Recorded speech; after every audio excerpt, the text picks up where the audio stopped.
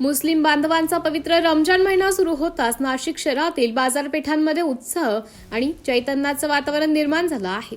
महिनाभर चालणाऱ्या रोजच्या पार्श्वभूमीवर जुने नाशिक, दूध बाजार, बागवानपुरा परिसरासह मोहम्मद अली रोड आणि नागजी परिसर येथे सायंकाळच्या वेळेस विशेष गजबज पाहायला मिळत आहे। दिवसभर उपवास केल्यानंतर इफ्तारसाठी लागणाऱ्या विविध खाद्यपदार्थांची खरेदी करण्यासाठी नागरिकांची मोठी गर्दी उसळत आहे। बाजारपेठांमध्ये खजूर, फळे, शरबत, फरसाण, मिठाई आणि पारंपरिक पदार्थांनी दुकाने सजवली असून सर्वत्र खरेदीचा उत्साह दिसून येतो।